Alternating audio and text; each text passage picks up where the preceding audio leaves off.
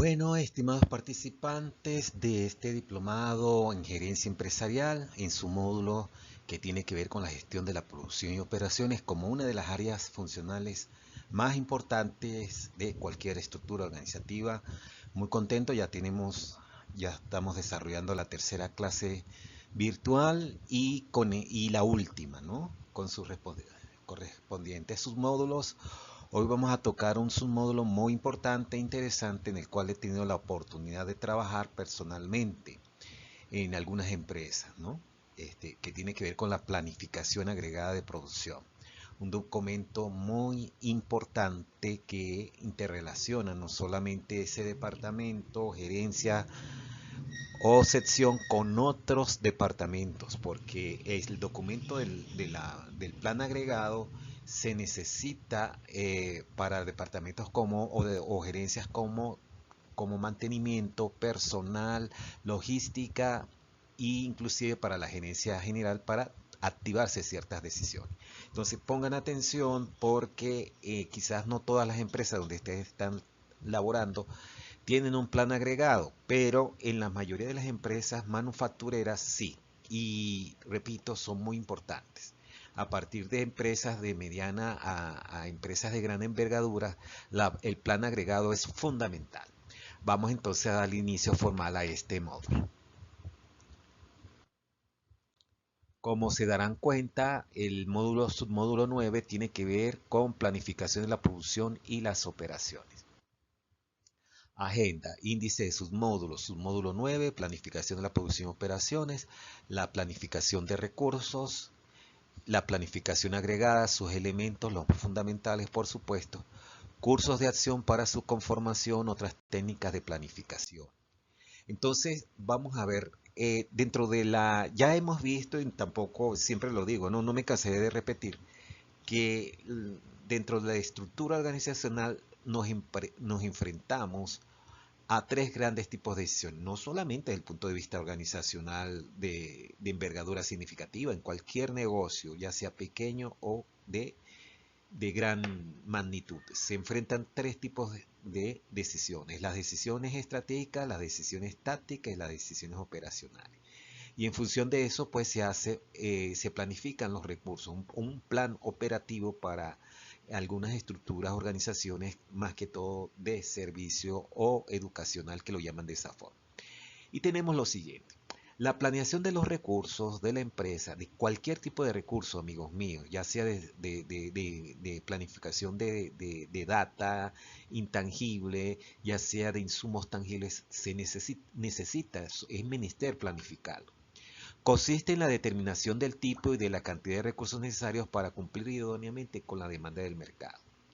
Por lo general, la planeación de recursos de la empresa es un proceso con un horizonte de tiempo de mediano a largo plazo o a varios años, a diferencia de la planeación agregada, que es un proceso a corto y a mediano plazo, 6 meses a un año, y el del plan maestro, que suele ser semanal.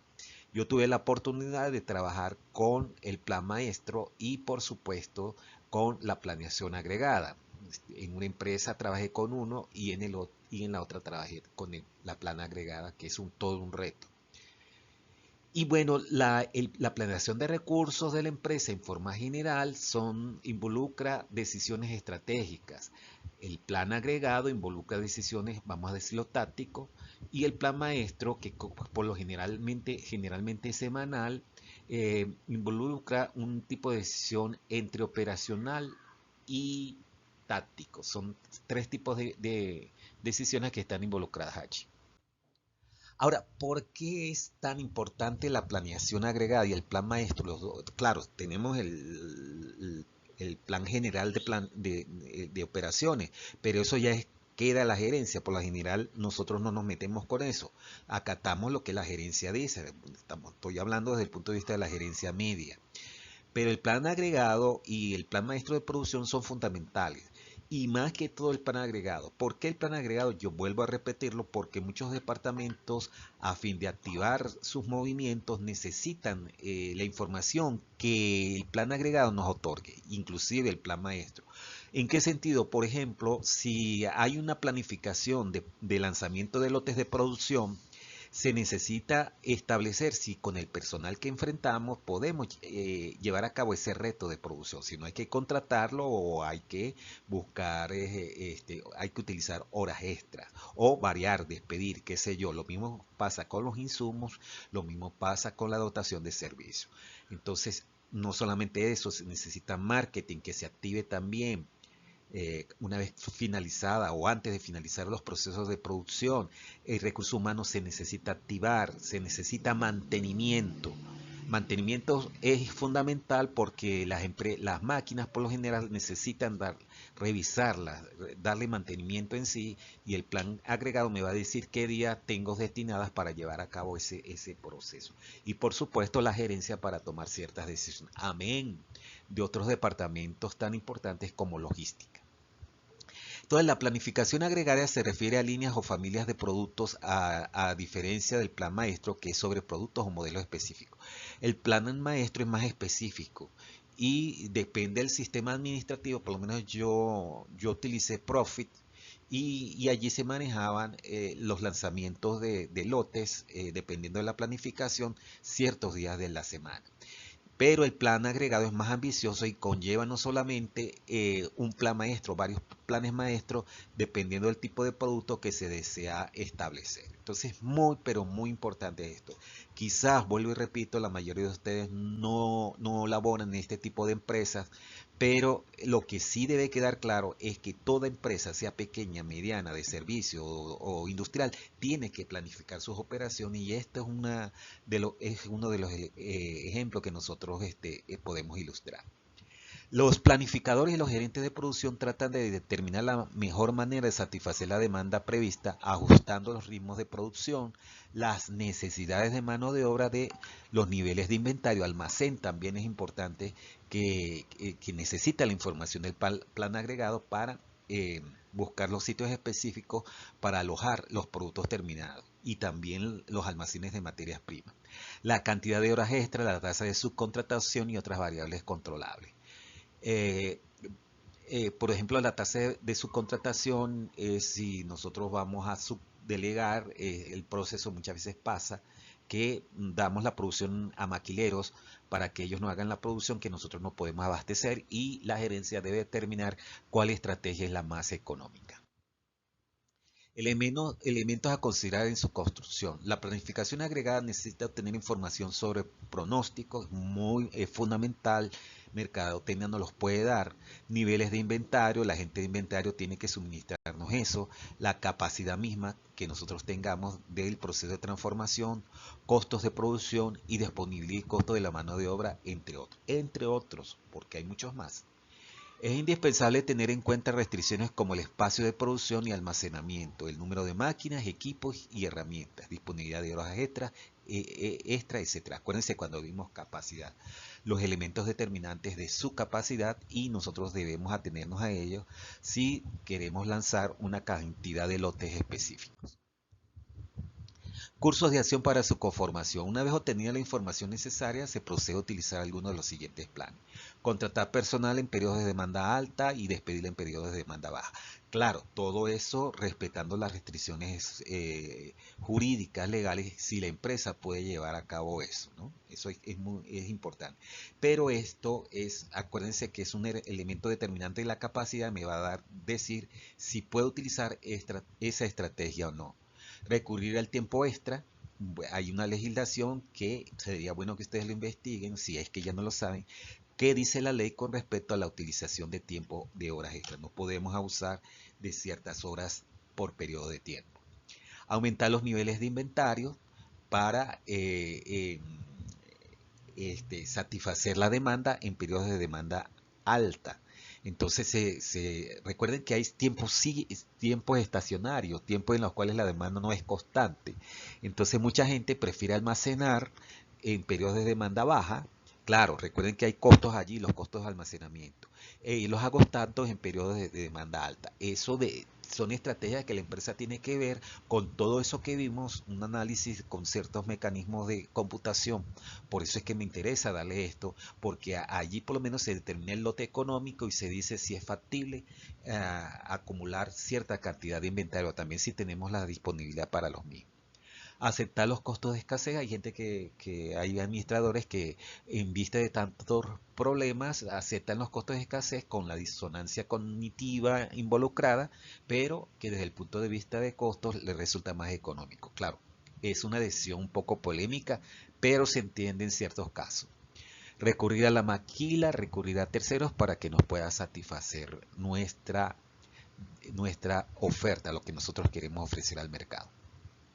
Y utilizar técnicas de comercialización, propaganda para agotar los inventarios y activar un poco más la producción. Otras técnicas de planificación interesante, tenemos las gráficas de Gantt. Es una gráfica de barras ilustrada que define las tareas limpias de tiempo para un proyecto. Establece el grado de avance de las actividades. Muy importante la gráfica de Gantt, porque ella me dice hay dos elementos fundamentales de la gráfica de Gantt, que es la planificación y está la ejecución. O sea, usted gráficamente puede visualizar el grado de avance de los trabajos. Yo recuerdo en lo personal cuando yo iba a llevar mi carro al concesionario de la Renault, en esos bellos días en que nosotros teníamos servicios ideales, en los cuales pues ellos tenían ellas la llamaban gráficas de control. Y se veía, bueno, los trabajos hacia dónde, qué trabajo iba avanzando, qué trabajo aún no se había lanzado, qué trabajos estaban culminados, y utilizaban gráficas de Gantt. Y muy interesante y muy útil para la planificación de actividades de operación. Y tenemos los proyectos per CPM, ya estos son para proyectos nuevos básicamente, o proyectos que estén dentro de la empresa pero con cierta envergadura. Lo bonito de los proyectos per CPM es que usted puede identificar las actividades críticas de las que no son críticas. Cuando me refiero a actividades críticas, son aquellas en las cuales son fundamentales que se cumplan, porque si no se cumple esa actividad crítica, la otra no puede continuar. Y están las actividades que no son críticas, que se pueden desarrollar paralelamente, pero que tienen un tiempo menor a las de las actividades críticas. Eso quiere decir que por toda la columna vertebral del tiempo de planificación de los proyectos, si una actividad crítica se alarga o se acorta, eso significa o tiene un impacto en el tiempo de duración global del proyecto. Es una técnica interesante, de verdad, y los programas que yo les he dado manejan eso. Entonces, no subestimen la tecnología que de alguna manera se les da, porque este tipo de cosas, ya sea que ustedes quieran seguir avanzando en todos los estudios, se aplican con la utilización de software especializado. Entonces, los proyectos per CPM son dos métodos para la determinación de la ruta crítica, que la ruta crítica está conformada por actividades críticas de las actividades de un determinado proyecto. La idea general es identificar a un proyecto en la forma gráfica, las actividades cruciales para la finalización del proyecto. Entonces aquí, con técnicas especializadas, nosotros podemos determinar en una red cuáles son las diferentes actividades y identificar las que nos interesan, fundamentalmente las actividades críticas.